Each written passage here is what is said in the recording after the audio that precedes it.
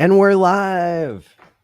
Hello and We are. welcome to a special episode where we will be discussing HEX on ETHW with myself, Maddie Allen, and special guest, FutureUs. Welcome. Hey, why am I muted? I'm not muted. Okay, cool. Been a minute. Yeah, thanks for coming on stream. Yeah. So, lead the way. So, yeah, I mean, you and I talk almost every day, and we're designing and implementing everything that people need for SmartVaultMe, which is pretty exciting. And then another thing came along here that we've been discussing from time to time, which is HEX on ETHW, which is super interesting, I think, to both of us because we both have a lot of blockchain history under our belts. And Right. I think They that they this fork they changed the name of Ethereum. What the hell were they thinking? It's called ETHW now. I don't get it. But whatever. Well, yeah, I mean, so it's super fascinating, I think, to both of us how the community is reacting and not immediately recognizing what's safe and what's not, and what's the same and what's different. So maybe we can help break down for people what's going on with this whole fork. Oh yeah, I love giving free opinions. Let's do it. So this is a fork of Ethereum that had been long anticipated for multiple years. Correction. It's the Yes. original Ethereum. Yes. Well, it's okay. it's the second version of Ethereum. Ethereum Classic was the original. Yes. Sort And of. Hex never lived on there. Well, but even that's not really true because like Ethereum Classic was Ethereum Classic, and then the people that ran all of that rolled it back, and so actually, and kept the name Ethereum. So Ethereum Classic had to actually fork off.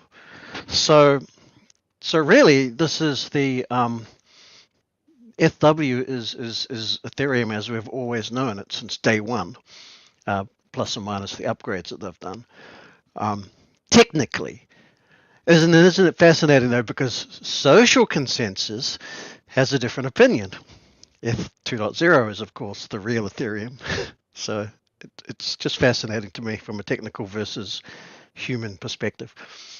Absolutely. Yeah, I think that the miners went in one direction and the code went in another direction, in the sense that ETHW wasn't automatically compatible with front ends such as go.hex.com. What do you make of that? Well, that's because one setting had to change on account of the social consensus keeping network ID number one for the new Ethereum 2.0, which I'm not against in any form, just for the record. I love it. But so for the miners that didn't do the software upgrade to that new version of Ethereum, they stuck with the software. This is a presumption. I haven't actually looked at it, but knowing how these things work, just to be clear, just kept running the same software, presumably, but changed the network ID to 10001 or 10,001. So as we could identify one chain versus the other. But for all intents and purposes, I think just kept on mining business as usual.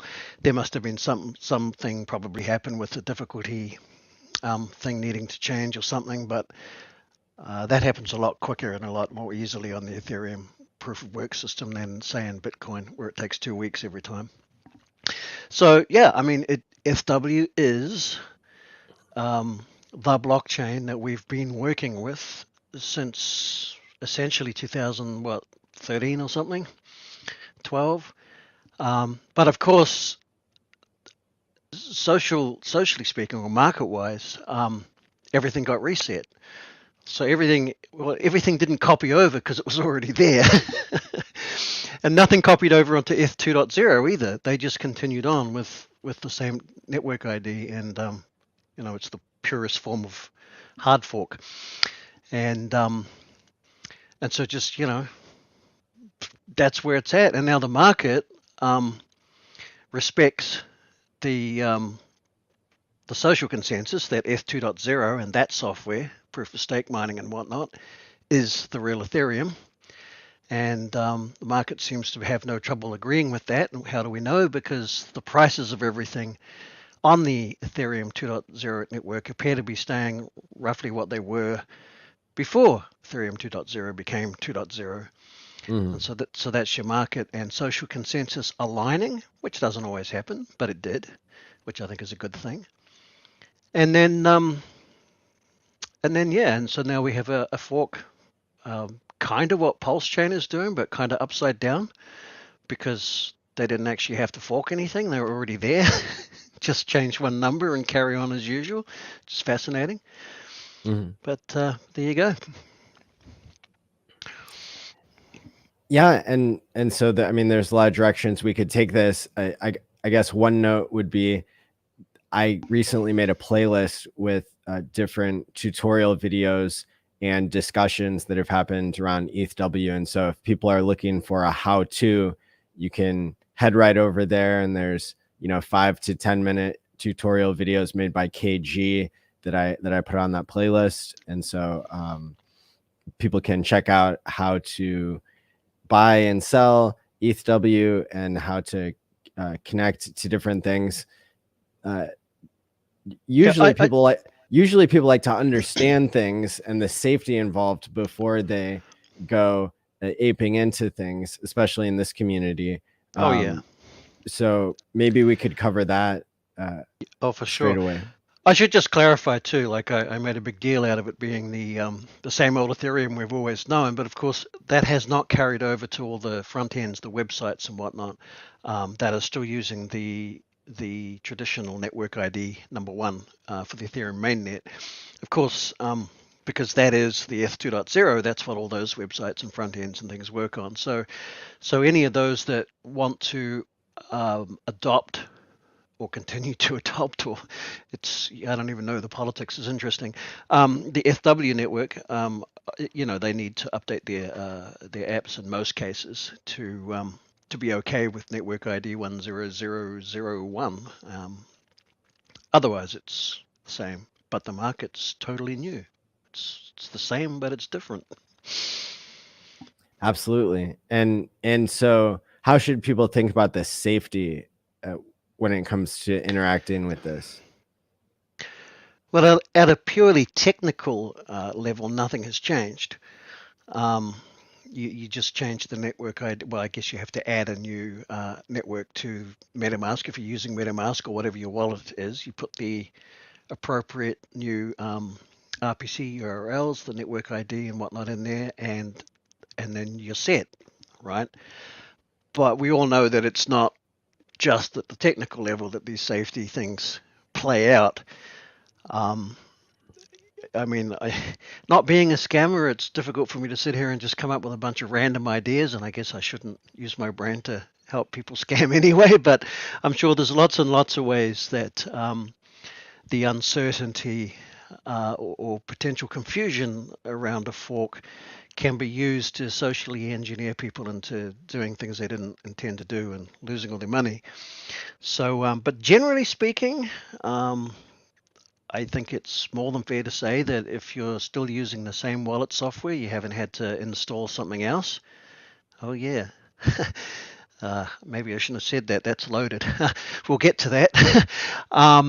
And if you've put in the correct network ID, especially, and the stuff to make it work, and you're still doing the usual practice of not just blindly hitting confirm whenever something comes up on MetaMask. I know it's easy to fall in a habit of just hitting confirm because we've done this 1,000 times, 1 billion times, but you really mustn't do that. You must always take the time to look, especially now that they've made it a little bit easier in MetaMask to see what you're actually doing. It'll say stake start or stake end or send or whatever. So long as you're looking at that and it's a contract address or a wallet address that you recognize. So I always look in the first instance for the 0x2b at the beginning of the HEX contract, which isn't sufficient. You really should be looking at least the first 4 or the last 4, but I'm lazy and maybe I'll pay for that. And yeah, so right contract, right function name, makes sense, and technically you're as safe as you've ever been. But it's not that easy emotionally as a human being. I know, because even understanding all of that, I got in quite a tiz over it all. In certain contexts. Yeah, what I've been telling people is, if you're using the same front ends that you are on ETH 2.0, then you have the same risks as ETH 2.0 in general.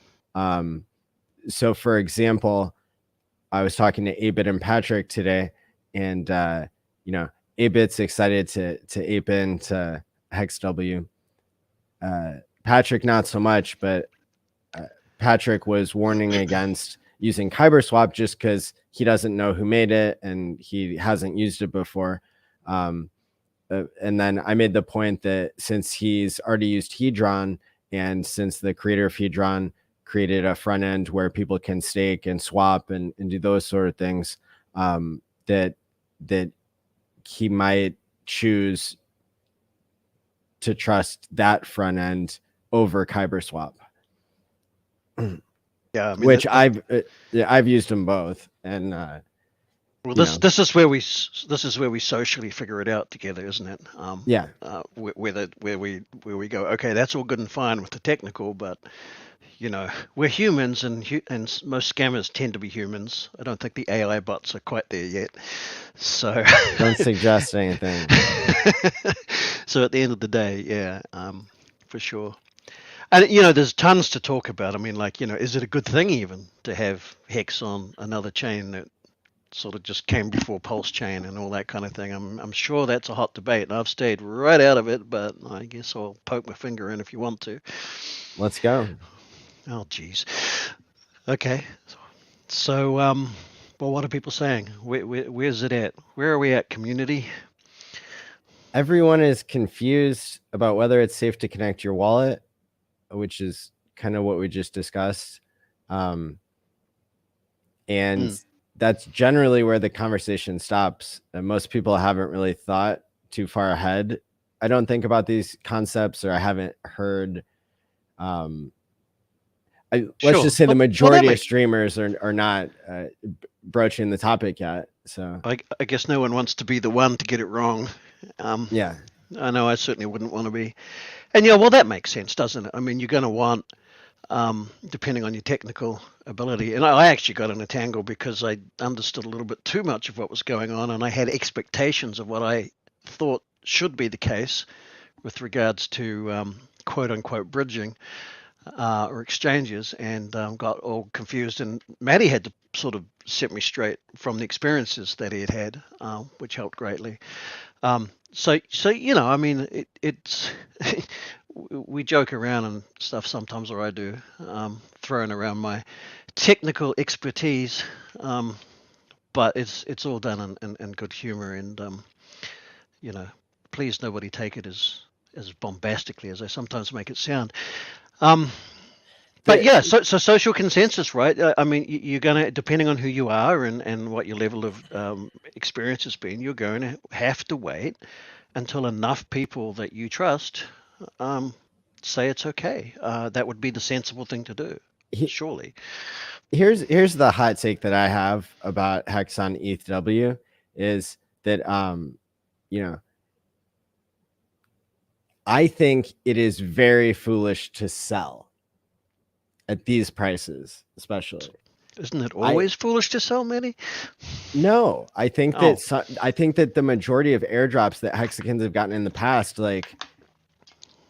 were not as good as this one. I understand, but we've never been airdropped Hex before, have we? That's right. Yeah. So Uniswap, you could have had 1 million Hex if you staked through Big Payday and had bought when you got the Uniswap airdrop. There have been other airdrops that have been worth thousands of dollars at the time that they came out, and then later on they were worth less, not just because of the bear market, but because of really kind of airdrop dynamics. I think cheap, more of a rule. Cheap duct tape and stuff like that, Yeah. So insider allocations and all that kind of stuff. I mean, even if you didn't have that stuff as much, you would still probably see the market overheat right away when something new comes out, as the supply and well, basically as the inflation goes from 0 to infinity with the supply of any coin that's being launched. So Yeah. So in this case, though, the dynamics are very different, and I think that because we don't know if Hex is going to be more valuable on this chain, less valuable, we don't know what the ratio is going to be, we don't know what all the players are going to do, but people who were selling at the bottom, I mean, I've got some cool statistics I can share with you about how low Hex actually went on this chain. And I think part of it, limbo. yeah, part of it was the liquidity pools being off and not everybody being able to withdraw their liquidity immediately. And so whoever got there first got to be the fixer bot.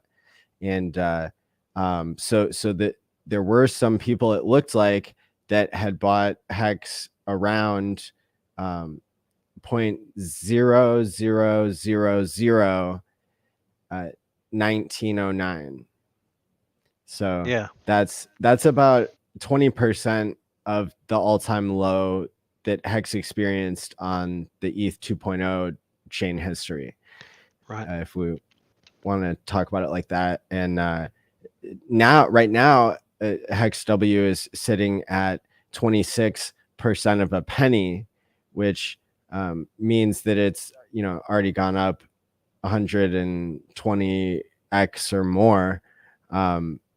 It did hit an all-time high earlier today of just under 28% of a penny, and so that was a 146x move. Mm. Yeah, and of course, what's so exciting about this for me is that we get to mess around as a sort of a practice run, I guess, for what Pulse Chain might sort of look like, because these values, things can be done, setting up ratios and bridges and the fixer bots and all that kind of thing to give Hex a really good chance of finding, say, parity value with the other Ethereum. But at the end of the day, the market will decide, period. There's really no getting around that. So this is really cool because it lets us, have you've called it a dress rehearsal, and I completely agree. It's and so one of the underlying risks, like if you, for example, which we should sort of put on the table, I guess, straight away, obviously any value that is assigned to anything on the Ethereum proof of work chain would all go to zero instantly if the chain sort of all the miners said, you know what, we repent, we made a morally wrong decision, we're all switching off. There'd be no way to get the value out then. So decide for yourselves what you think the probability of that is. And also, various different types of hacks and things that could happen if the number of miners reduced to absurdly low numbers. If it became unprofitable, but I hear that quite a lot. But well, what if it's not profitable for the miners and they'll all just turn off? Well, it doesn't work like that. Basically, as more and more miners turn off, it gets more and more profitable for whomever's left. So at some point, an equilibrium is found. And that's the same with Bitcoin and everything. So what do you assign the probability of? I was just about to say, yeah. So I in the well, it's kind of weird because, like, in the short term, is like if anything disastrous is going to happen, you'd expect it to happen in the within the first month max. On the other hand, the question being asked is really about the longevity. So. I guess for the first month or so, it's kind of all bets are off, sort of, like in terms of, going public with a prediction that my reputation that's already in tatters might, but I mean, but if pushed, I don't know. I think I'd say negligible until any further data comes in. I mean, we've already been running, is it 5 days now? And It's been more than that. It's been almost 7, I think. okay, Because yeah, because the all-time low to the all-time high was like 6 days. right. And my understanding is that there's still, double-digit numbers of mining pools running, each one with whoever knows how many miners. Remembering that, the Ethereum mining, yes, a lot of it is warehoused in massive, you know, buildings in Iceland and wherever else. But there's still a lot of, especially from the last bull run when the price went up, there's still a ton of mining goes on from, just people's basements, bedrooms, and whatnot all around the world. Yeah. So there's a lot less centralization in terms of, one company says, that's it, we're done, and throws the switch. I expect it will be more necessarily more organic than that, which is not to say that, I mean, certainly there are mining houses that do contribute a pretty decent percentage of the mining, but the difficulty level adjusts quite rapidly, like really rapidly compared to Bitcoin, for example. So it sort of, the whole network sort of takes all that in its stride, always has. So yeah, I mean, I can't think of any. It doesn't mean there won't be, of course, but I certainly can't think of any reason for it to go away. I mean, a lot of the miners, I don't know what, I have no idea what percentage of the miners this would be, but I do know there are a large number of people that mine just because they can and because they like the concept, and it's not even profitable. I've got friends that mine in the winter but not in summer, for kind of obvious reasons. If you see how hot The those darn heat. GPUs get, yeah, right. Well, it makes sense, right? So you stick it in your lounge or something behind a sort of a semi-soundproofing baffle in one case, and you turn your normal home heating off, and you have your miner providing the heat. You were going to spend the money on the electricity anyway. Why not mine? And if it's in the corner of the lounge somewhere, and you don't spend all your time in there right next to it, it's not so bad because they can be quite noisy. In these cases, what these people are doing is they're taking all the GPU cards and everything out of an enclosed box and spreading them out around the corner of the room. So all the extra really noisy cooling fans and everything aren't needed anymore. And that works quite well. But, um, uh, how many of those do you need to be operating in different parts of the world for the network to be safe? We could debate that forever.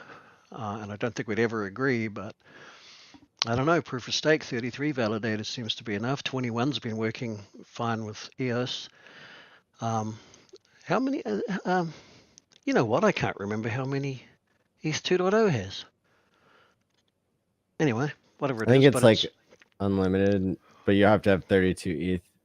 yeah. But there was some stat I heard the other day of how many are currently operating. Well, it's well under 100 anyway. So So yeah. so there's a question mark there about whether the chain will survive based on mining activity, but you think that it's negligible that it will get hacked, or Well, that like things like replay attacks and things like that. Yeah, I don't see that being plausible. And every second that goes by, it becomes less plausible. Especially on Ethereum, say, compared to Bitcoin, because it's mining blocks so much faster. So the length of the blockchain is getting longer, blocks upon blocks upon blocks, which is what makes it harder and harder and harder to do replay. So I'd say we're well past that by now. I think. I mean, yeah, I'm not smart enough to be able to predict these things with any real certainty. I don't know if anyone is, but I can't imagine how it could be done. And that's so that's out. And then then you're just back to your 51% attacks. And well, mm, I think that's. I mean, this is total speculation, but like if large mining houses Well, see, this is the thing. It's not like this is where it gets interesting. See, if it was a proof of work Ethereum, like Ethereum Classic, forking off to another proof of work Ethereum, then you have the thing, okay, how many miners went to this side and how many miners went to that side, or how much hash rate, more to the point. But in this case, you haven't got a big mining house having to make the choice. Are we going to go with ETH2.0 and switch all our hash power over there, or are we going to go with ETHW? Because they don't have a choice to go to ETH2.0. It's gone. It's not a thing anymore. So if they're going to leave the power on at all, it's going to be with ETHW, period. Right? So some of them are going to Ethereum Fair, and Hexicans Or are some certainly other fork. excited about that. Or some other fork.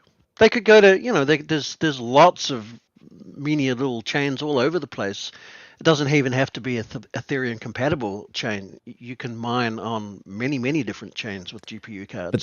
But that's not a factor that's relating to the security or to the viability of any one chain, is I think what you're saying. Like it was with Bitcoin forking and miners having to choose between two forks that were both wanting to be the most popular and legitimate. I'm not saying that. I'm saying that it's from an Ethereum point of view, it's very unique because miners aren't having to choose where to put their hash power. Like if there's only two games in town, if you limit the question to that, ETHW or Ethereum 2.0, then it's a no-brainer. There's no choice to make. Stay with ETHW. Now, will that be profitable? Will burning all that power initially, make enough, mine enough ETHW to pay the bills and whatnot? Well, who knows? But the rules haven't changed. So if a whole bunch of them turn off because it's no longer profitable or not profitable presently, then the difficulty goes down, and whoever's left then makes more profit because they get to mine more blocks per hour, per day, per whatever. And the whole thing will find an equilibrium quite quickly, and then the market will decide how much hashing power the price can tolerate, basically. But mining is by design non-profitable. A lot of people, so Ethereum's actually done amazingly well in terms of being profitable for mining. Certainly since the last bear market sort of ended, it's done exceptionally well. People can mine at home and actually make a profit in a lot of cases, which is impossible with SHA-256 mining and like Bitcoin and that. So, that gives me confidence as well. It seems to me that, if any chain can remain profitable and get into that situation quickly, I think the incumbent Ethereum mining network probably could. But let's stress again, I'm talking very much about the technical level of this. The market and the social consensus still has a lot of weight. So that's a whole other aspect. Like being blocked on exchanges and blacklisted here, there, and everywhere. But hey, HEXw, we survived, and we don't even have our own chain. So that's right. Yeah. Although these ghost chains, are being dominated by Hex, it seems. Well, it turns out that after the bear market, I think Hexicans are among the few that actually still have some cash left that can play around due to our mad gains. Maybe we haven't been broken yet. We haven't had our minds broken and given up. So, I mean, if we're comparing at this moment in time, I've got some statistics to share with people about kind of where the different versions of Hex are sitting on these different chains. It looks like Hex 2.0 is sitting at 3.19 cents, which is up about 4% for a 24-hour period. Then we've got Hex on proof of work, Ethereum W, is sitting at 28% of a penny, and that's up 95% in the past 24 hours. Let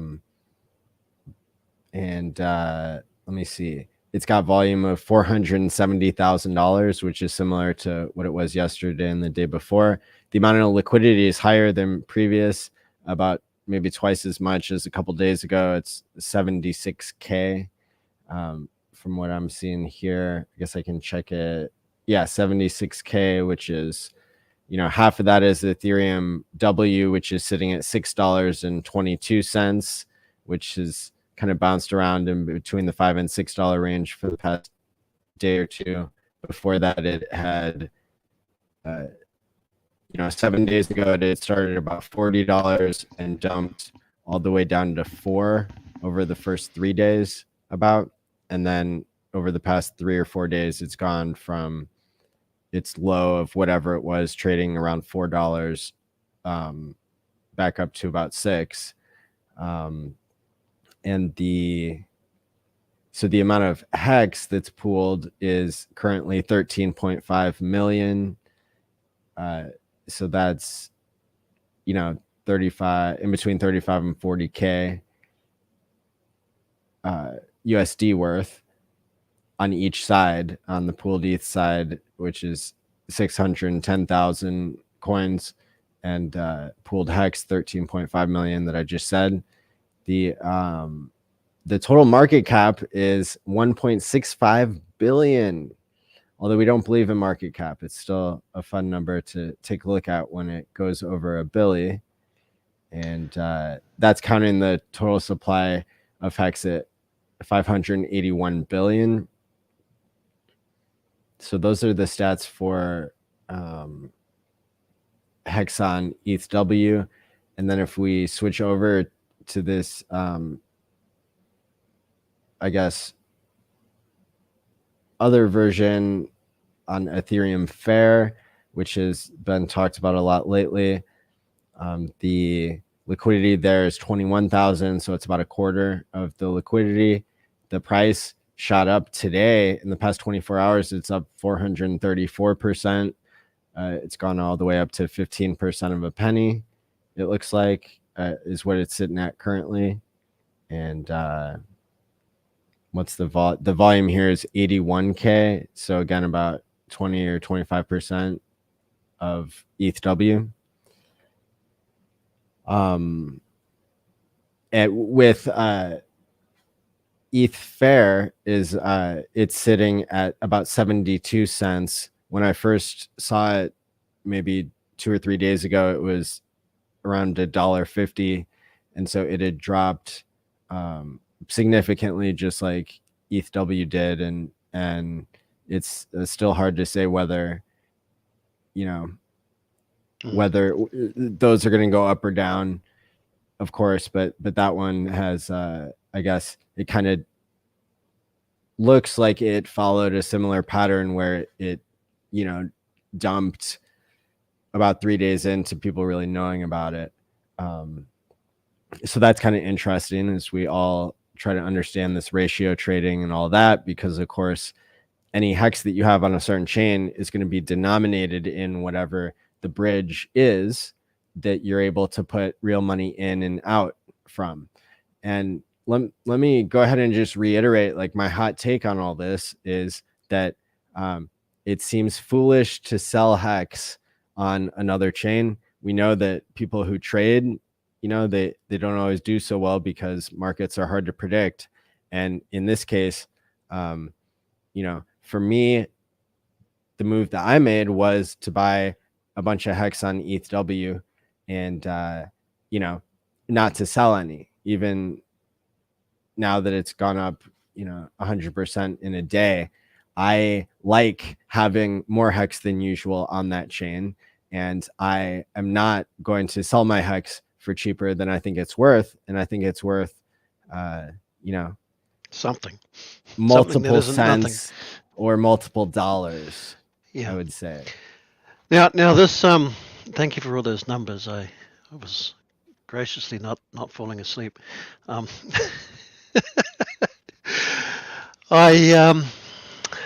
I think, do you want to talk about, because all of what you just said kind of raises the whole, but hang on, Maddie's calling this stuff HEX. Is it really HEX?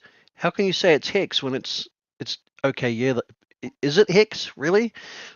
I mean, or is it a whole new thing that, I mean, it's clearly got a different market value. My take is, well, if it's called HEX and it quacks like a HEX, walks like a HEX, and I'm looking at the chart and my goodness, does it what? Then I'm calling it HEX, right? That's just a personal take, but I can imagine a broad spectrum of opinions and feelings on that score alone. So I mean, the foundation of all of this, of course, is never invest in anything, or never invest anything in crypto that you can't afford to lose.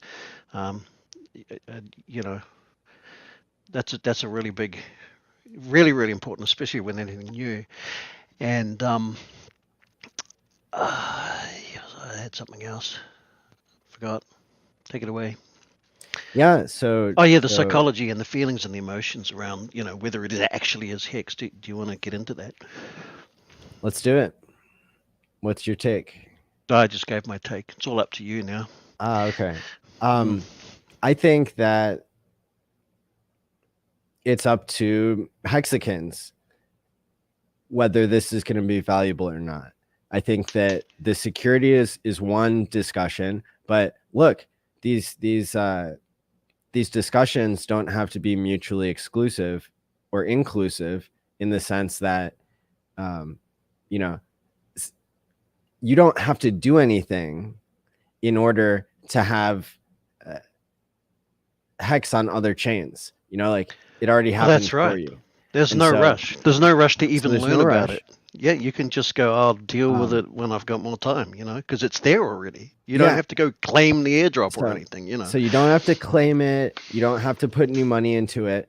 I feel bad for anybody who's selling hex cheaply on these other chains. But so when we look at what's the social psychology of all this, I expect more people to come around the more that we talk about this. And I hope that people who, look at the videos I've made about it and see thousands of more people than usual have tuned in, like that should be a signal to the rest of the YouTubers that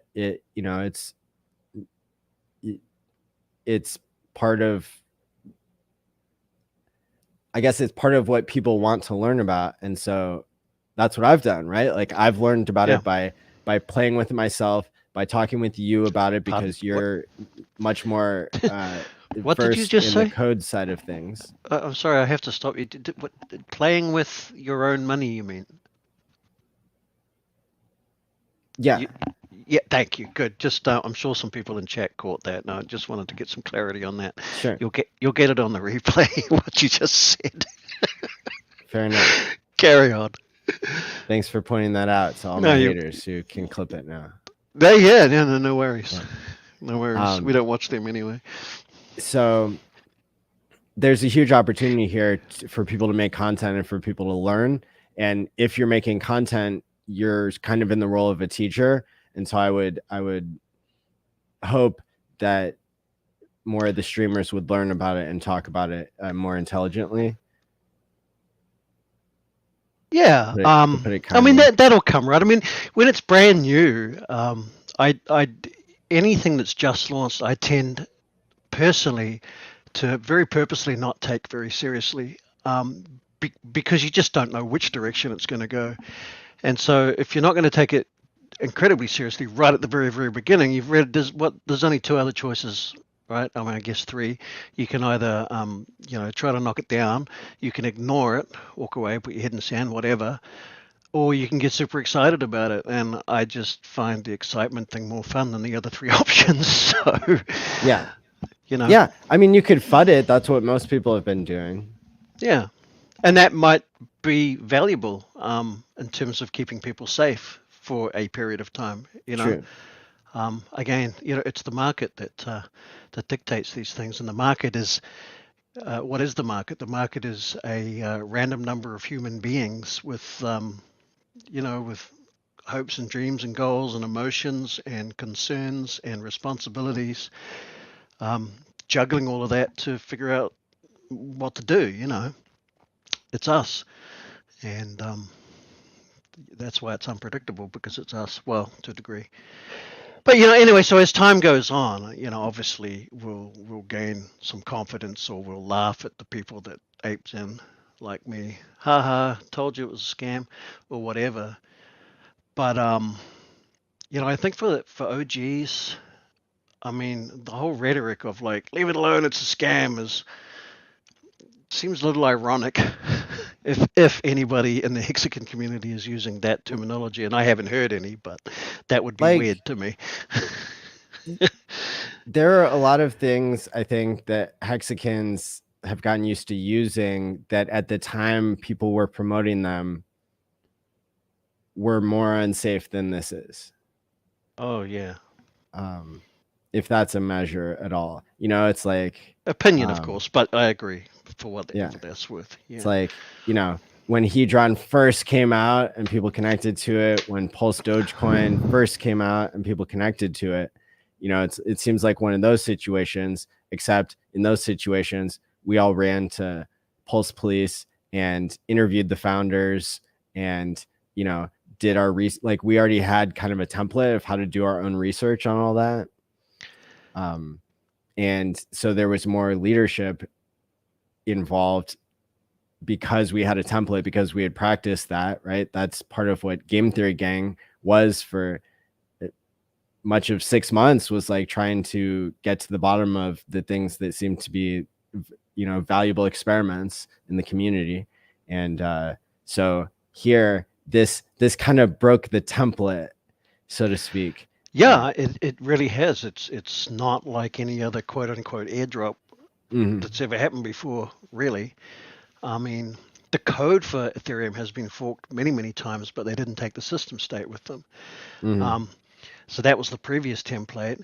And then, Pulse Chain had to download the Ethereum network into its different code base. It's not just a fork in time. They have to actually copy the data across. So that's even different and an epic task. And here we are with a quote unquote airdrop where it's actually the incumbent same old, just carry on as it used to be. I mean, that hasn't really ever happened before, I don't think. Not even close, really. Yeah, new territory. Well, I suppose the Bitcoin Cash fork was similar to that, way back when. But that was mostly people who are like, this is my coin. No, and it wasn't. I'm wrong. Versus like things built on top. Yeah, no, it wasn't that. I spoke out of turn there. No, the Bitcoin Cash, they did change the software. They did, they did the block increase and everything. So it was a fork, away from the technology. So yeah, this is unique because this is Ethereum as we knew it a few weeks ago, exactly, in every detail except the network ID, with no changes. And yeah, that definitely has not happened before. Not in, well, I mean, Ethereum Classic, okay, I guess it happened there, but I don't believe it's really happened before. Not on the technical and the social and the, I mean, it just is, right? And yeah, so one of the questions we used to talk about a lot is like, when Pulse Chain comes out, will we get price parity? And of course, nobody knows, but we all want to talk about, well, how might we make price parity happen? And for that matter, if we don't reach price parity, let's say that Pulse Chain Hex, only trades at 1/10 of the other Hex, then will a bunch of arbitrators come in and drag the value of Hex on Ethereum down, or will they meet in the middle, or what have you? And so that'll be interesting. And what are the risks? Well, we get to practice now. Imagine if we could get, and I don't know if this would be a good thing long term or not, but if we could somehow achieve price parity on the ETHW pair with where Hex is at the moment, potentially still in a bear market. If we can do that before bridges and bots and everything else get in there, that might be a good thing. Then on the other hand, of course, well, if you do that, then you've ended up doubling the total supply of Hex in the world. Isn't that a bad thing? Well, I don't know, because all the same rules still apply, right? Yeah, I it's just mean, like a stock split, really. yeah, well, you've still got, yeah, so you still got the so worst case scenario, I guess, would be that you end up with twice the hex and your total value in dollars is the same. Not worst case, but if you had parity and one, or if parity came about from dragging down the price on one side in order to lift up the price on the other side, then in that scenario you'd have double the hex and still the same dollar value, and things would go from there. But you've got liquidity differences, like what are the size of the liquidity pools on each side. One side's going to move faster than the other side, and the arbitrators are going to love making money out of that. And then so, presumably the market will respond and you'll end up with roughly the same liquidity on both sides as well. That's what I'm predicting, but I don't know. Who can? So we're going to see this play out on ETHW, and it could give some amazing insights into some tweaks in game theory for Pulse Chain, because Pulse Chain brings a lot of extra value with it already. But boy, if we can learn some extra tricks from this sort of test run, how cool would that be? Well,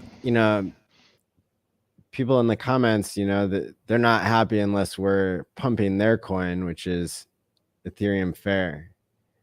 So I think it would be pretty cool, but Pump it's all the coins. The it's moon's got plenty of space. I know it's interesting to me because what are the incentives?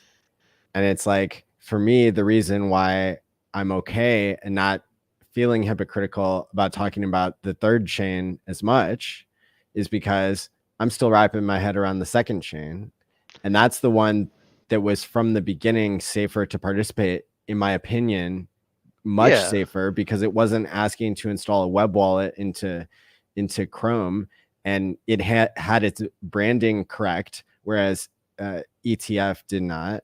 And it's like, yeah, I want my copy of Hex over there to like be super valuable without me doing anything. Like, I'm doing all this work for like the ETHW, like awareness and everything, but like There's only so much I time don't in a want to be day. pressured to like adopt things that I haven't like, I don't want to speak to thousands and thousands of people about something that I haven't gotten deep experience with, or like haven't even checked out myself.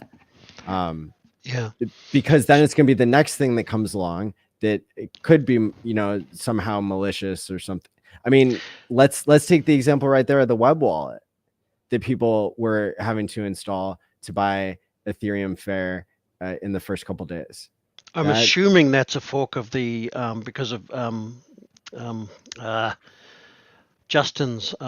It must be a fork of the Tron wallet, I guess. But for me, I'm not anti. I mean, I haven't even looked at it, so I can have no judgment on it except one, and that is that that's code with a bunch of changes to it, and I don't know what the changes are, and I don't know who wrote them, and I haven't got time to audit it, and so forth and so on. Whereas FW is literally the exact same Ethereum we've been using for like 7 years or something. So give or take the upgrades that happened along the way. So it's just easier. It's just easier, now, does that mean that's where the biggest opportunities are for mad gains? Probably not. I don't know. But it sure as heck is a lot easier when you're busy with your life trying to get a bunch of other stuff done. To just, the devil right? Yeah. Yeah. And other people have been, being the first explorers on that new chain. Thank you to all of you. So and thanks to go them. Go for it. Yeah. Just don't beat your house on anything, of course. Thanks for them pumping our bags over there, which is not as much as I got from other streamers who I've, tried to educate about ETHW. I never got a thank you for pumping their bags there, but maybe it'll come someday. There are no thanks, no expectations of thanks. Personally, I think it's obvious that Hex can go higher and lower on these newer, lower liquidity chains than it can on ETH 2.0. Is that a fair assumption? Yeah, of course. I'm actually considering bringing out a future coin. It's going to be pegged to Hex, and I'm basically just going to make copies of all the user interfaces and send them to the main HEX contract because I figure that is absolutely the best way to peg to HEX. I don't think we should joke about making things because we're making real things that are really cool. I'm only thinking about it. Come on. The context within which I was thinking about it, I was actually just prior to that, I was having the thought in my head that, I mean, cryptocurrency is supposed to be a revolution, right? When Bitcoin first came out, it was revolutionary, but it also had perhaps an unspoken but a generally believed literal, let's upset the apple cart, let's be a revolution, let's gain control of our sovereignty over our money and everything again. So at many levels, cryptocurrency is supposed to be a revolution, and I frankly get upset when, well, not upset, but I guess disengaged, disillusioned when it comes down to, oh, but the regulator's this or the regulator's that, or this coin's better than that coin, or yeah. I mean, I have my own opinions on all those kinds of things, but it's all crypto and it's all part of the revolution.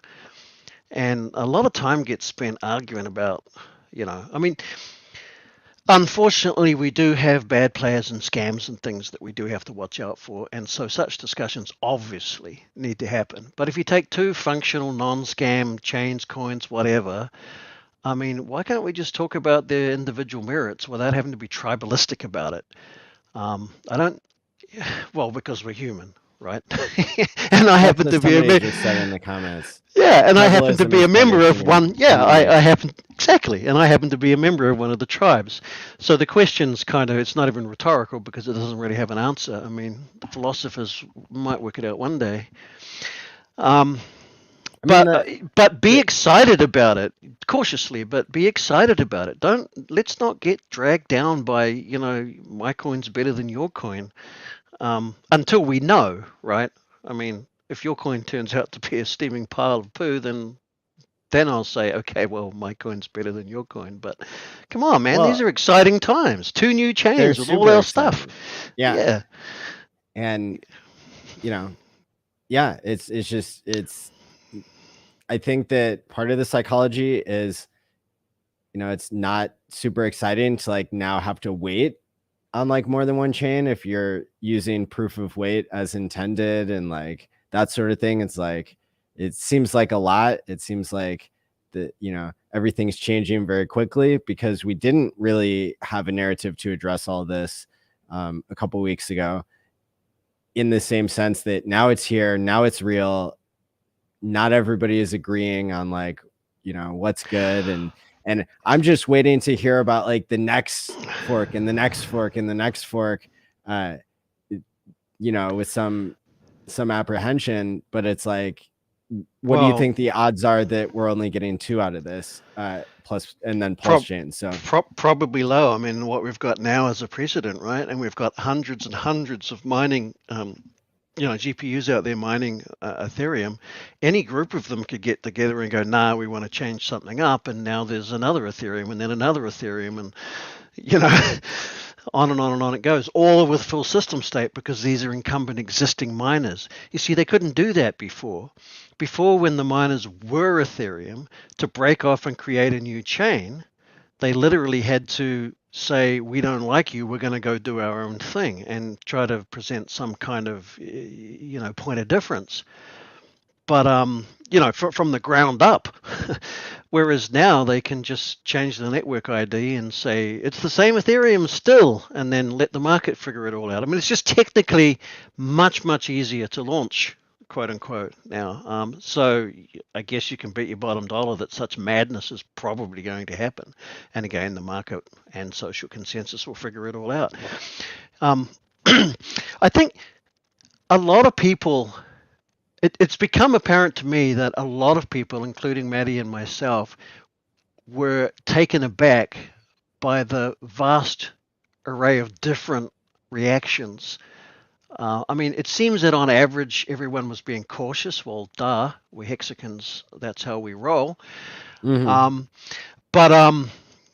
I think people on both sides of the argument at the extremes were just as shocked and surprised by the other. And it's been a bit of a wake up call, as you've already pointed out on a previous stream. It's like, wow, that might have blindsided us when Pulse Chain came out.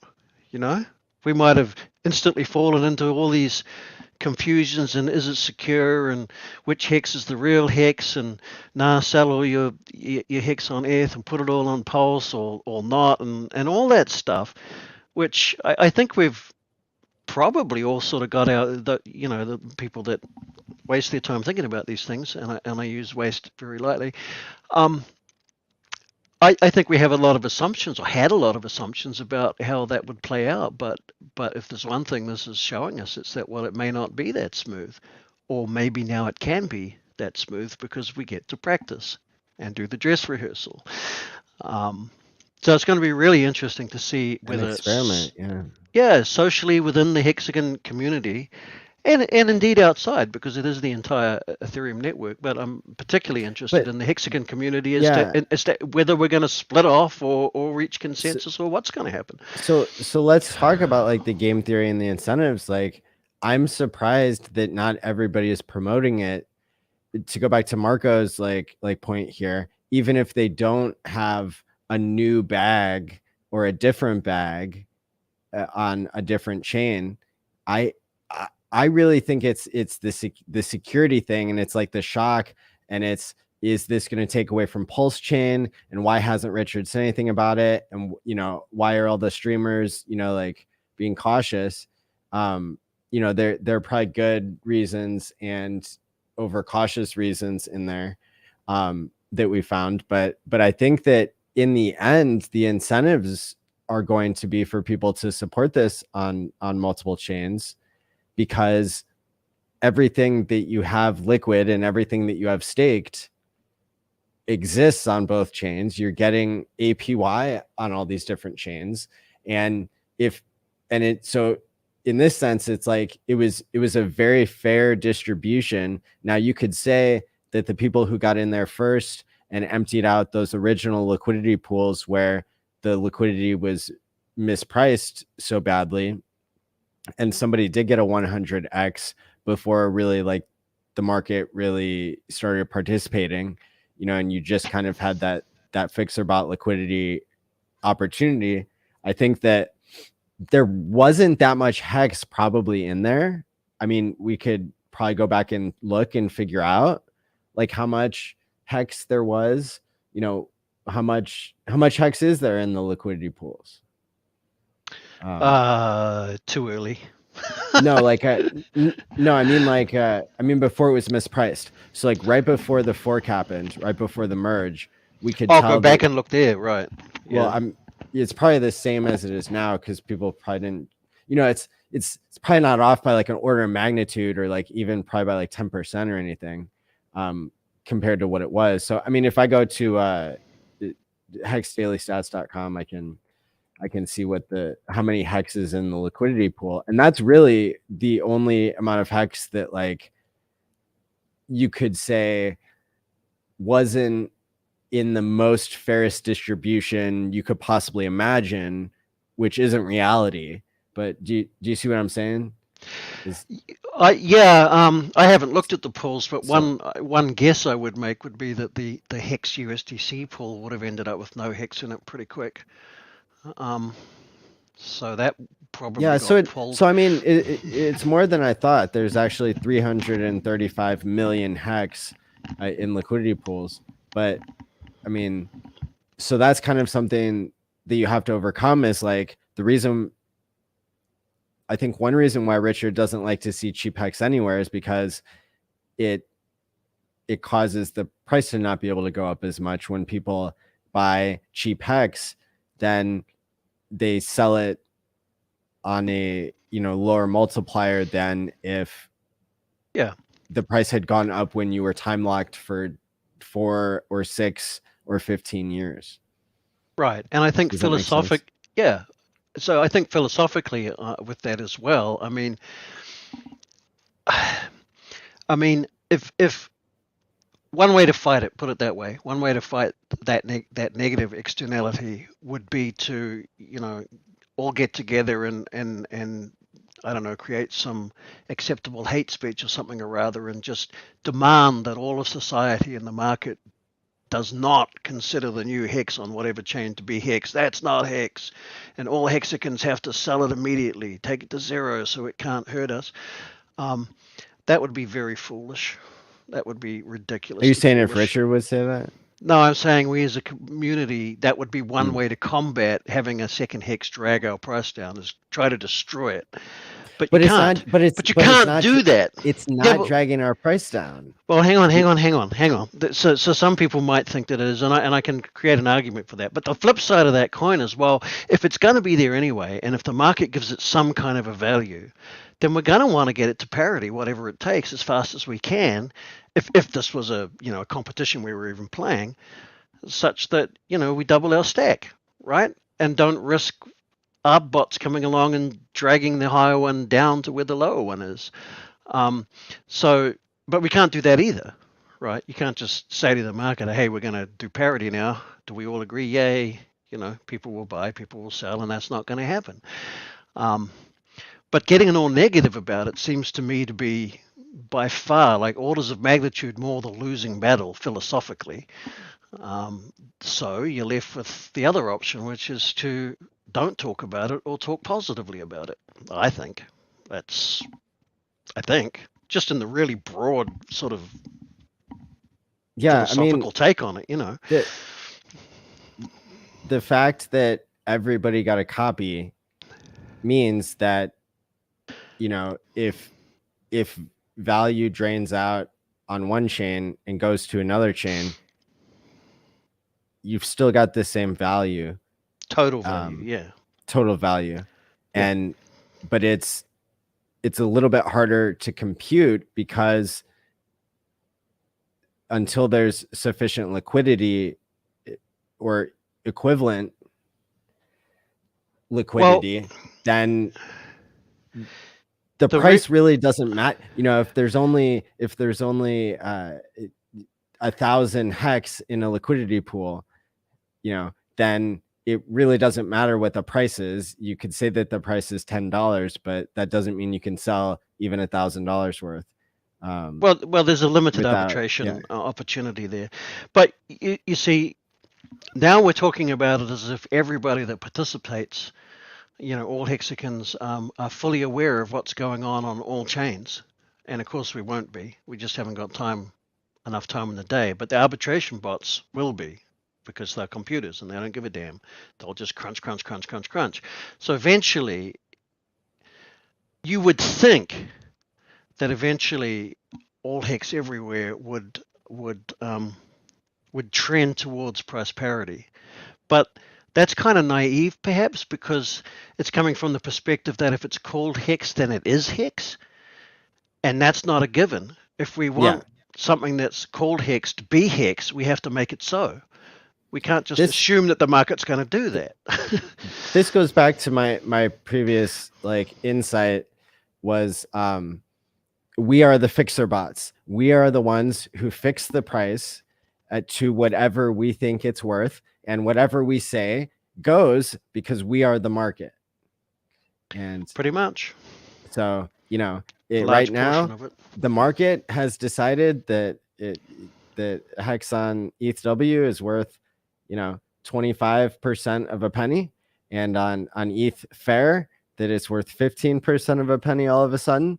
And now we will never have the moments again where on those two chains that it was this new and that it was as cheap as it was when these coins were 100x lower in price just earlier this week. So that's also, I think, why it's exciting times, because if you look at the trajectory of what's going on here, we are not far away from testing parity.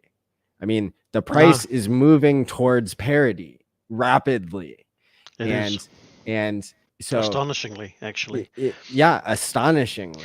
Well, because there's very little, there is no, Some people might be trying to arbitrage it. Good luck. It's too slow. How could you do that? You'd have to be trading, in and out of ETHW. Let's not get into that. Arbitrage Well, would be a very difficult, painful, slow thing right now. But oh man, I lost what I was going to say again because I tangent. Wait, hang on. Right. Arbitration bots and arbitrators in general alone cannot generate price parity. In order to have price parity, you need arbitration, but you also need to have similar liquidity volumes in the same pairs on both sides, or at least on balance. Because if there's not enough liquidity, then there's no if the liquidity is low, especially on an automated market maker thing like Uniswap, it's just so easy to calculate, right? If the liquidity is low on one side and high on the other side, then the slippage will be too high on one side that's than the other, and so the arb bots can't arbitrage, right? that's So again, all I'm saying, that is one technical reason for why price parity isn't going to just happen just because that's what happens. There has to be market participation of similar value, of similar volume and liquidity and whatnot on both sides of whichever two chains you're looking at in order to reach price parity. There's no other and way. that's I think why we know that these are different things from a certain perspective, right? So when we talk about arbitration, it's like implied that it's the same thing, or No. It's explicitly applied. No. It's explicit that it's not the same thing. That's why you need arbitration if you want to make it the same thing. But arbitration alone is not enough. You also need liquidity balance on each side on average. That's what I'm saying. So like you're just buying something and giving it value if it's a different thing, versus arbitrage is like you're fixing a price because you say that the two things are equal. So at the end of the day, it's the human saying what the difference is between arbitrage and between like just buying things to make them the same price, I think. So, I mean, the US dollar is worth whatever the US dollar's worth because of pegs that are in all different countries, because of pegs that are maintained by locally held or bonds to other countries. It's a big mess, but that system works because of arbitrage, basically, and liquidity pools and securities and things all over the place. They're not physically putting a load of cash on an airplane and shipping it over to wherever, and that's how they get prosperity. But that market is heavily controlled, and missiles will fly if someone screws it up and stuff like that. Crypto is a totally free market, so it will do whatever the market makes it do, and we can only sort of encourage it to go this way or that. So to get back to whether HEX is the same thing or not, they are two different hexes in the same sense that if I hold a US dollar note here in my hand in New Zealand, and you hold a US dollar note over there in the States, we can say that they are the same thing, right? Because we know that there are systems in place to hold the value. But we're actually kidding ourselves. So not really. If I go to my local store, because there's a lot has to play out and be true for that to remain true. If I go and try to buy some gas for my car using a US note here, I get laughed out of the store. It's worthless. No one can even be bothered, because it's only $1 or whatever, to do anything with it. And yet they are the same thing, but they're in two different marketplaces, you see. So they're always going to be different. Even nothing is immune to this, in my opinion. Even the mighty US dollar, especially when it's cash, right? Physical cash. You can only have value parity if in a free market, if the free market makes it so. So, in summary, I guess HEX on ETHW, HEX on ETHfair, and HEX on Ethereum 2.0 are in fact three completely separate things from a market perspective. But social consensus can decide and thus heavily influence the market as to whether we consider them the same thing or not.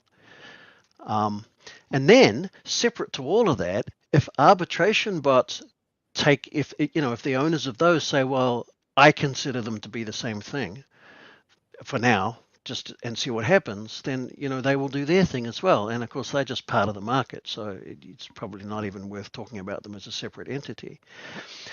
The thing is that we don't know, and we won't be able to make it happen one way or the other. But I do know that if we sell off all of our HEX and pull all the liquidity, or you'll never get all of it out, someone's going to still put some in, on ETHW or ETH, then price parity will never happen. It can't. And it could if the network continues to be strong, and if that never changed, which of course wouldn't happen because people would see that it's strong and then the liquidity might come back and so forth and so on. But it could be a risk. But it's these acknowledgments of, oh, that could be a risk and that could be a risk and this could be a risk and I won't invest in that and I will invest in that. That's what we're all doing. That's what the free market is. But this has never happened before in this particular template, as you called it. So we do not know. And the same thing, more or less, was going to happen when Pulse Chain comes out. And so wouldn't it be so I'm coming back to that because that's really where the value is, I think, in this whole thing with both, ETHW and ETH, is to, as a group, see what we can influence and what we can't. And we'll get a better indication of how successful or unsuccessful we are, however you judge that, in a lower volume bear market, because the numbers will move around in ways that we can, maybe get some sense out of, whereas in a bull market, everything goes up and you really have no idea how much influence you really had on it, So I think that's just really exciting. It's really exciting. Do I think that Pulse Chain is going to be better than this? I mean, genuinely, truly, technically, the market fit and the way it's intended to launch with all the pieces in the right place and ready to rock and roll, hell yes. But maybe that actually means more moderate gains as we merge, and because everything's set up so well and balanced and not so and everybody random. trusts it already, and that's and so it's not so random, right? So yeah, it'll be great, and we'll have cheap fees, and we can continue to be HEX as HEX was originally intended. Awesome, mission solved, plus all the value adds. But see, that's completely different again. So I don't know. I mean, I'm with the idea of, if it's called HEX, it quacks like a HEX, and by that I mean that it's the same contract code and it's being executed in the same way. Then in my perfect little world in my head, then as far as I'm concerned, it is HEX. It's just that the locals may or may not value it as much as whatever their coconuts that they trade for their bananas or whatever. But it'll have globally, it has value to me. And if we can make it the reserve currency, which I guess is kind of and that's another way of saying price parity, right? If we can achieve price parity with HEX across all the chains that it pops up on, then HEX sort of by default, de facto, becomes the reserve currency because it's the one that does that. None of the others do, kind of a thing, So people put their faith in it, their trust in it. So there's that as well. But it's just so theoretical. My brain flip flops between utopia and dystopia because you can't really know. But we can play, we can experiment now, and once we understand what we're doing and feel safe enough. I mean, if you're out there listening and you're hoping to get some quick gains out of this, all power to you, and maybe you will. But make no mistake, the rules have not changed. If you try to get quick gains by day trading or whatever, your experience will be, on average, the same as it would have been on any other chains. Just keep that in mind.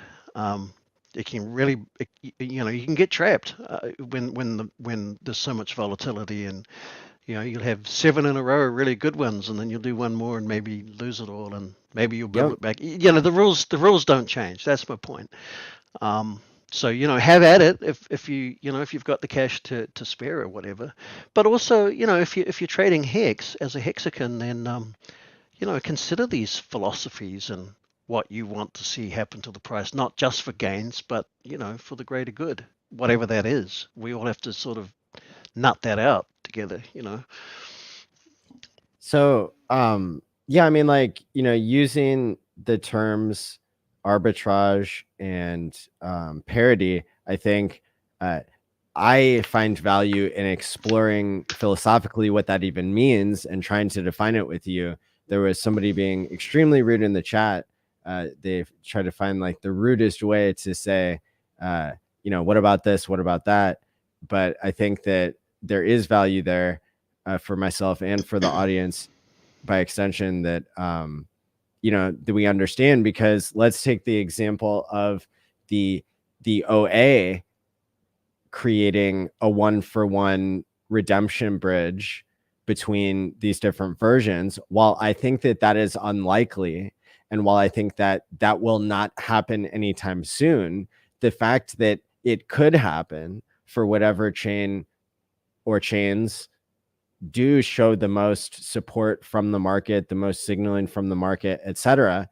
Like, I think that that is still on the table, and I think that that is a totally different way to define parity and arbitrage than these other ways that we would describe it when we're only talking about the 5% controlled by users versus Absolutely. 95% controlled Yeah. by this ultimate market maker in this case. Sure. Now I also want to go ahead and make the point really quick that there is different value embedded in these different chains from a security diversification point of view, in the sense that if Bitcoiners have an identity crisis eventually, and like some of them who love proof of work and think that it's the only way, if they suddenly take a liking to Hex, right? They might like Hex on ETHW better. If there's a problem with proof of stake with Ethereum 2.0, that we didn't know about, then going to one of these other versions of Hex that's on a chain that has a different security profile and different participation from different people, I think is important to keep in mind. What most people are pointing out, which is also valid, is that it's presumed, I think it's reasonable to assume that it's the ETH 2.0 version of Hex that gets a free copy on Pulse Chain. So that really should be getting priced into all of these things. And the premium that you would get for Hex on an alternate chain, I think, would only be a function of how much volatility people are putting up with over there, in the sense that, like, I wouldn't necessarily value Hex on ETHW as more valuable than Hex on ETH 2.0, unless it turns out that all the trading moves over there and that it's just people are getting sliced and diced every different way because of low liquidity and high volatility. Whereas, I think that the version on ETH 2.0 should be more valuable because it comes with a copy of Pulse Chain embedded in it. Does that all make sense? It does, and it reminds me that I should probably actually answer your question, which is to actually put some skin in the game. Say what do I actually think will happen? I've gone through sort of laying out that any number of things could happen, but what I expect to happen, all things being equal, OAs notwithstanding, and so forth and so on, I expect the prices on the different chains to not reach parity, to never reach parity, unless they're crossing over, one overtaking the other one. I also expect Hex on all the chains that hexagons participate in. And by hexagons in this sense, I mean people that believe in the product, not just there to get mad gains on some price movement.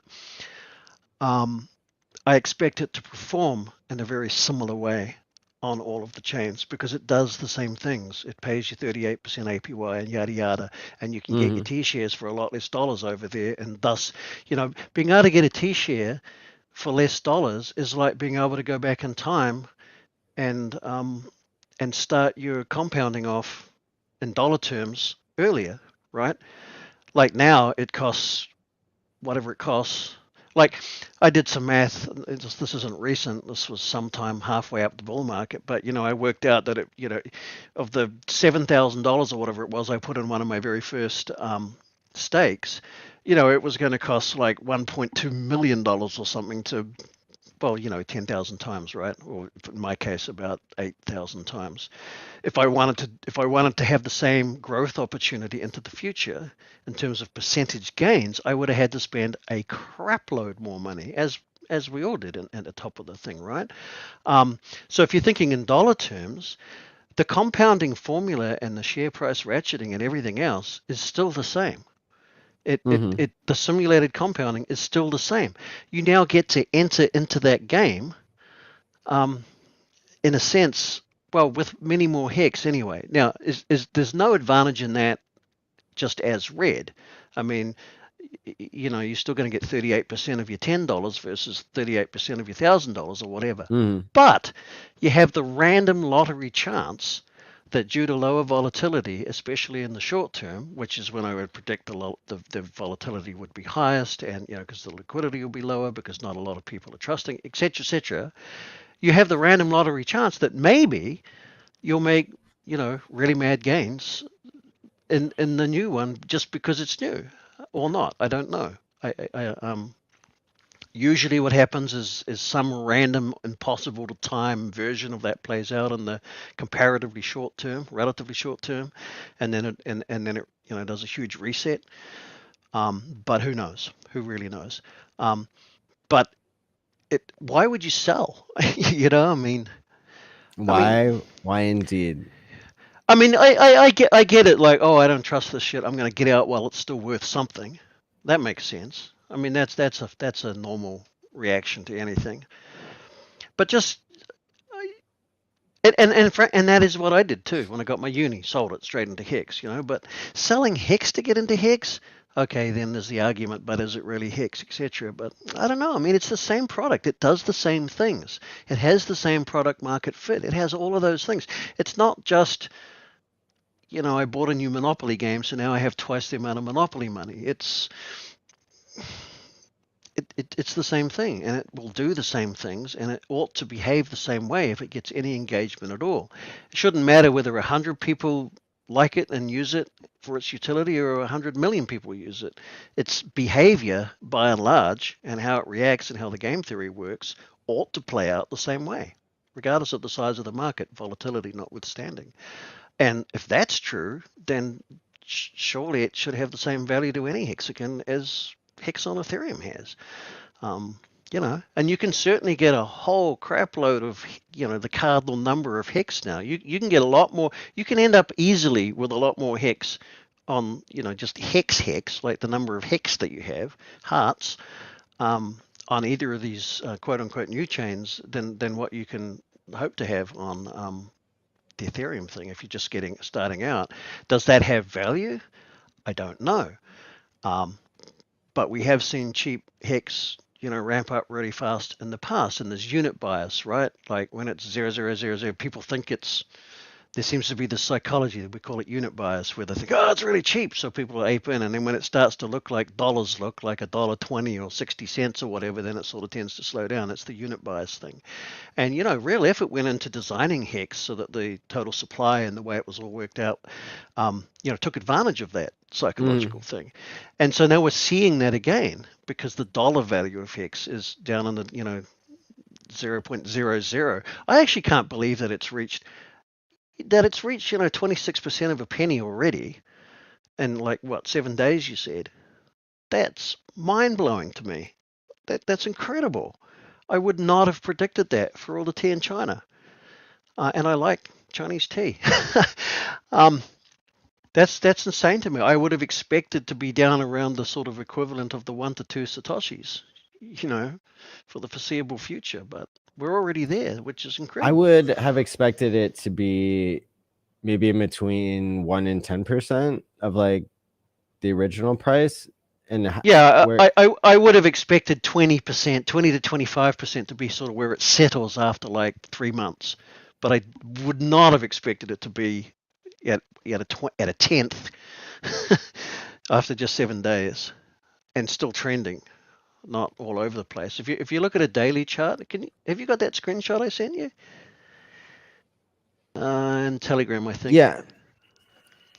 And like this is just a look at it's early days, right? So for goodness sake, don't FOMO on the basis of this. But on the daily chart, it's nothing but green for 7 straight days, and more than 50, like 100x or something. Now I don't know about you, but I've watched a lot of launches, and I have never seen anything that went a full 7 days without having a massive correction. The usual pattern is that they go for about 5 minutes and then have a huge correction. So what all that means, I don't know, but it's epic green candles. This is USD value calculated through the value of ETHW to USD. So at the beginning there on day one, we're at something small, really small. And then about halfway through, we're at about a tenth of a penny, give or take. And now we're at, it's actually, this is an older screenshot. I think we've got a whole nother day now. Last I looked, we're at about 26% of a penny.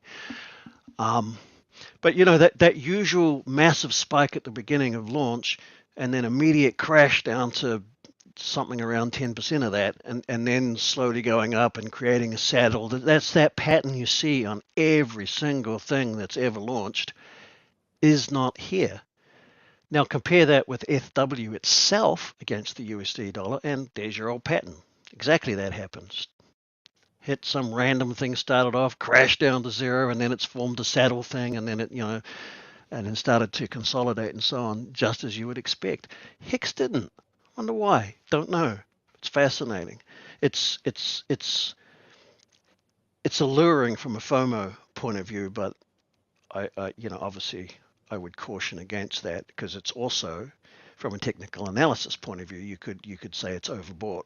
I mean, because the price performance is a little bit too optimistic, right? But it's different. That's my point. It's different. This doesn't usually happen. This is price discovery. Yeah. But playing out in a way that, I mean, the pattern of how it normally plays out is so entrenched and so reliable, and this isn't following that pattern. And that alone is exciting to me. Yes, it's different. I don't know what that means. Could be good, could be bad. Time will tell. But the fact that I mean, come on, guys, this is crypto, right? Something different's actually happening in crypto. Oh my God, this is exciting for the first time in how long? Yeah. Yeah. So, that dollar cost average, if you do get engaged, obviously you want to be dollar cost averaging. It's, going back over past trades and market and doing the simulations of dollar cost averaging versus aping it at the beginning versus, only buying the troughs and only buying the peaks. Even if you do that perfectly, dollar cost averaging always wins in the end, always. Yeah. So just don't take everything you have available now and dump it in here. It's just not. It's not the wisest thing to do. Split it over 10 weeks. Now at about in between maybe 7 and 8% of the value on HEX 2.0 when it comes to HEXw. It's at 0.3 of a cent now. I'm just looking at the actual, and it actually spiked. It spiked up to right when I said it. Oh, was it? Okay. Hang on, let me check it. So in between 9 and 10% now. Fascinating. So it's spiked up to 10%, yeah, or 9%. Yeah, you're right. Wow. And I mean, like a day ago at the same time, I haven't got that chart, but it was somewhere between 20 and 50% of that. And so far on a daily chart, the trend has just not broken. It's just, as you can see, nothing but green. And I just don't know whether to be excited or scared to death about that, but I'm going to go with exciting because it sort of produces nicer chemicals in my bloodstream. All right. Yeah. So a lot of people aren't even sure like how to get in and out, and Right. you know the way Good time. that Good time to get into it. How do I get in there? Shut up and show me how already. Take it yeah. away. So it's I had originally signed up with Kraken. I wanted to do that anyway, and this was a good opportunity. But then after a while, you know, it was like 3 or 4 days into knowing about ETHW, and it was like they were giving me worse prices, and not all my orders were filling, and so I switched to Change Now, which I've used before, and I really like that one. And that didn't require a sign up. It didn't require KYC. You know, I wasn't putting tens of thousands or hundreds of thousands of dollars into it. But Change Now, it wanted 1,500 confirmations on the ETHW side, which is like, you know, good for them. And that went 15. by, in only about 1.5 or 2 hours, Oh, surprisingly. really? So Really? I don't know if they like were just saying that and they weren't really waiting for that many confirmations, or if the block was just blazing by so fast. But Well, they could be as a that's difficulty curious. mechanism because if people are turning all the miners off, right? Like if the majority of them turn off because it's just not profitable enough. Oh, that's something I wanted to say too. Marco reminded me. You know, when I say that this is important if you're interested in mining at all. When I say that mining is non-profitable by design, that is true, but strictly in the context of the here and now, generally speaking. It's supposed to be break even. I mean, obviously, right? Because everyone's competing, and so it's everything converges on the break even point. But that's in today's value, in the here and now. Obviously, if you're a miner, you're actually wanting to accumulate for future value, and then it'll turn out later on that your electricity actually cost 1,000 times less than you thought you were paying for it, right? Because anyway, so yeah, the difficulty level, which is what directly affects how fast the blocks get computed. If large amounts of hash rate are being turned on, turned off, or even connected and disconnected through some kind of interruption in global, you know, whatever internet, there can be these short periods where the difficulty rate goes stupid low, or high, and that's potentially a security risk as well, of course, but in practice, because you just while things settle down, while miners figure out where it's at, because you can imagine as the price goes up, oh, we'll turn all our miners on. Oh, got to adjust the difficulty rate down. Oh, now it's too hard. Oh, I'm going to turn them off again. Screw it. Boom. Now it goes. You know, there's volatility in that as well in the early days of these things. So I swapped ETH for ETHW on Change Now, and that you know, that was pretty easy to do.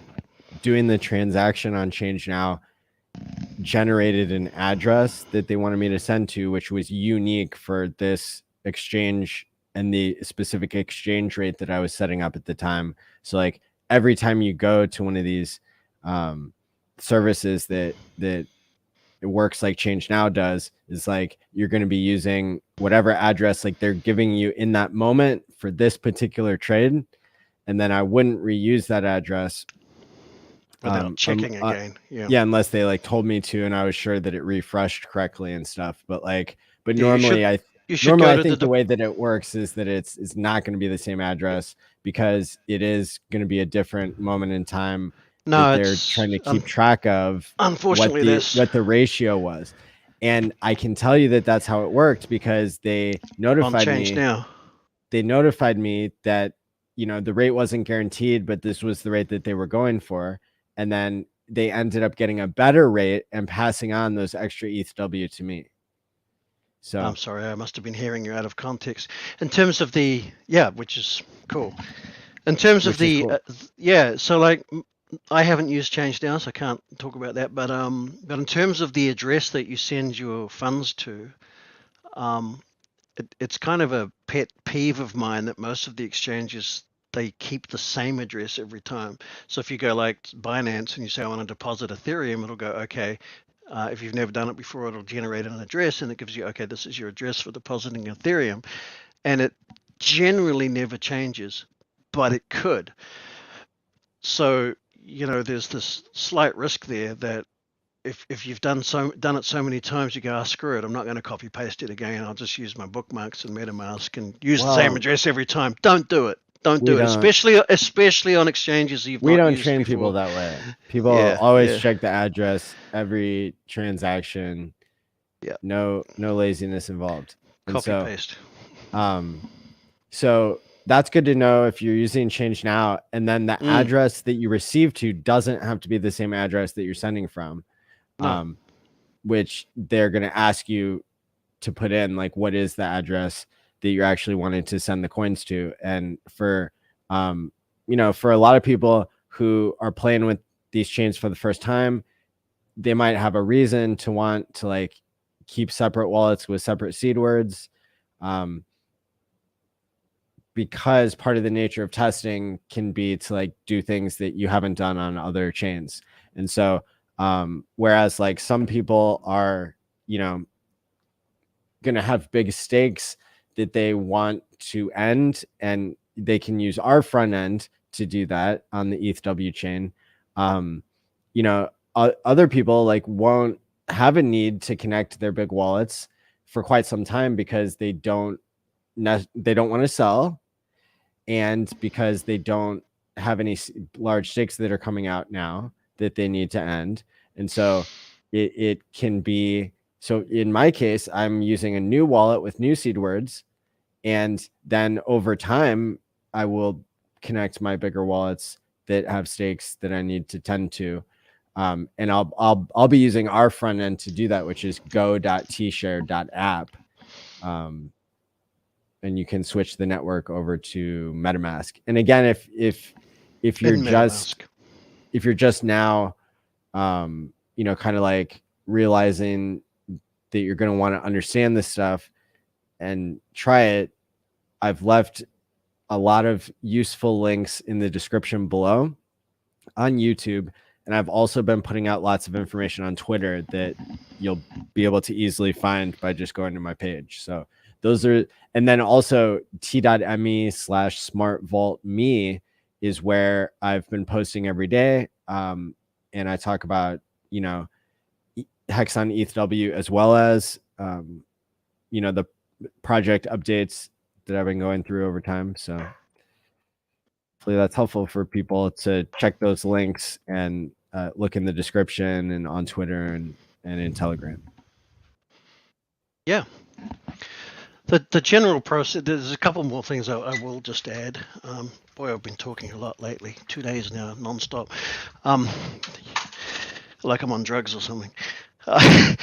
You're not on drugs. You're just, well, not ones I'm not supposed you're to be. Anyway. excited. I'm excited. Look, yeah. You're excited. Okay, so generally speaking, just to get down to the brass tacks, you send your ETH or whatever to a trusted exchange. I can't vouch for Change Now, never been there, but whatever, a trusted exchange. ChangeNow.io. Right. You do the exchange from that to, are they labeling it ETHW on Changely or WETH? On ChangeNow.io, it's labeled as like ETHW, and then in parentheses like POW, and that's where I'm seeing it like Perfect for like most places, because WETH, although it is incorrectly labeled in like different charts and stuff, that means like wrapped Ethereum, which is something completely different that you don't want to send to this new network. That's what I want to say. So you deposit your ETH or your whatever into the exchange on the Ethereum network. You do your exchange on the exchange. You swap that for something else. And in this case, we'd be talking about ETHW, of course, ETHW, with the POW thing, proof of work after it. And then when you withdraw that, you give it an Ethereum address, but it's going to be sent to your to the address on the Ethereum proof of work chain. So you can send it to the same address. It doesn't matter what address but you're not going to see it unless you, in MetaMask or whichever wallet you're using, you change the network to the ETHW thing, because that's where it's going. I was confused the first time I did it because I was expecting it to be wrapped somehow, and I'd have to then go to like Uniswap on Ethereum and change it to over some bridge or yada yada yada. But they're just treating it basically like you're going from BTC to ETH or ETH to BTC. It's that kind of mechanism. And then when you get and start looking at the price charts and things, when you find them on the ETHW side, as Maddie was saying, for reasons unbeknown to me and very annoyingly, it seems to be getting called WETH all over the place. So you have to check. Obviously, you have to check that you're on the right network of the pair that you're looking at. But anyone who's done much with Uniswap and a lot of trading is going to be familiar with WEF being a wrapped Ethereum that can be used in smart contracts and whatnot. And so you're talking about not like the same here thing. it's mislabeled on Dex tools. Yeah, should be ETHW. Yeah. Yeah, because I mean, they might claim that they can They've name it whatever they mislabeled it. want, and it's actually Kraken that's got it No, wrong. no. But WEF, right, has been around for Yeah. years, so it's really annoying that they've done That's this. not. Yeah, so it's annoying that it's mislabeled in some places, but like that's a product of like what the dexes are pointing to, I think. Yeah, but it was And important so, to point out, because if we didn't point it out and say that's how it is, then you 'cause- might see that and go, "Oh crap, this ain't right," you know. And I just dropped like the change now link that actually takes you like to the right ones, which is changenow.io/?from equals ETH ampersand 2TO equals ETHW, and then the amount, and then it'll preload like the amount that you're going to exchange. But that's the link. So it's it's not ETHW either. That's not right. That's something different. So when it comes down to it, when you actually execute a swap, familiarize yourself with what the correct address of whatever it is you're working with, HEX we already know, and just make sure that, well, actually you should, no, too complicated. I'll leave that out for now. Yeah, and of course WEF as in wrapped Ethereum isn't likely to exist on any centralized exchange, because that's a DeFi thing within the Ethereum network. So there shouldn't be any confusion there. I think you can still. I think you could still get like WETH places. So maybe. But so anyway, but this is what we know is like, this is what you're looking for on Change Now if you're trying to do what I did. And that's a big help compared to just going to Change Now and getting confused, to actually have it built into the link with the right coins that you're swapping. So yeah, boom. Maybe if you're paranoid, screenshot it from this chat in front of you, just in case somebody impersonates Maddie sometime on Twitter or that, and you go search it there and it's different. If you're really paranoid, doesn't. Yeah, I mean, people should not be getting advice from me in DMs at all. There's like one person I'm helping right now, but like you should not assume you're that person.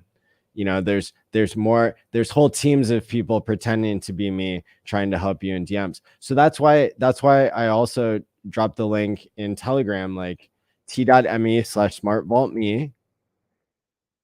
That's where I'm checking if people have questions.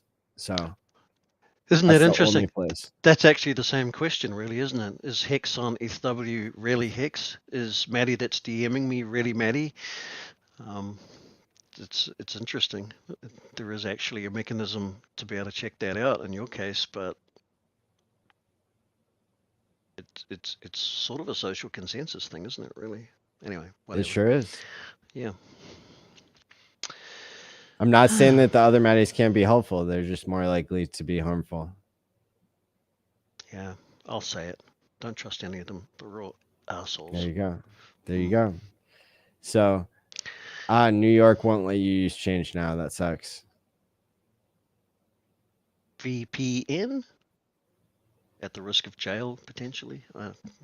Not advice. I mean, yeah, we can't say that. We could just say like, what did other people do that we don't recommend? I can, sort of can, because I'm in New Zealand, but if you're American, you absolutely shouldn't be saying something like that. Yeah. Fair enough. So but it's your moving channel, on. so sorry. Moving on. Yeah, this is really exciting and interesting, like what's happening, and I think we've kind of covered a lot of what people wanted to know about. They wanted kind of our take on it. Is it secure? That's a complicated question, but my TLDR is like, make a new wallet if you're putting new money in, and if you're putting old money in, don't use front ends that you don't have experience with already on the ETH side. And our front end, go.TShare.app, allows you to start and end stakes, and it's been in operation for 15 months, and hundreds of OGs have used it. And so personally, I use that one. Yeah. On the getting scammed by ending up on the wrong website that you think's the right website thing, the sort of foundational thing for that is to generally not click on links anywhere to get there unless you absolutely trust where that link is. So like in TWME, SmartVaultMe, when Maddie posts a link, obviously, you can trust that. But if someone sends you a link, like you're in some chat thing going, oh, what's that link? Can someone help me out? And then they DM you the link and it looks about right. Don't do it. Yeah. Type the thing in manually if you have to. Don't ever click those links. Well, and if you go into Telegram, you could get message, you could get DM'd by an imposter. And so it's just always good to like, have multiple sources of information. If what I posted on my official Twitter is the same as like what I'm posting in SmartVaultMe, and it's the same as what I'm saying on YouTube on the video, not in the comments, then like, that's more reliable than just a DM. Yeah, and so as you don't have to go through that whole thought process every time, of course, you should be bookmarking the thing and using your own bookmark, not clicking links anywhere, just in case they've changed. Yeah. You have a certain level of control over what the link in your bookmarks on your browser is. Every other link everywhere can be changed by parties that you don't have any control over. So, yeah. Well, there we go. So now everybody knows the significance of this epic past week, and where will it go in the future? Go ahead and leave a comment if you're watching this live or on the replay. Most people watch on the replay. Let us know where you think the price of these things is going to go in the future. It doesn't mean you have to buy or sell. It just means that your bag is going to be going up and down in value. Hopefully it's staked and it's earning mad gains on all chains. But I don't know. So that's exciting. And I think we're pretty much coming to an end here. I'm trying to think, do we want to say anything about SmartVaultMe? I would just like to clarify that the acronym VPN that I did utter before, I was referring to very polite naysayers. Okay. I don't know what it was. We can only hope for that. Yeah. Cool. That's it. Go for it.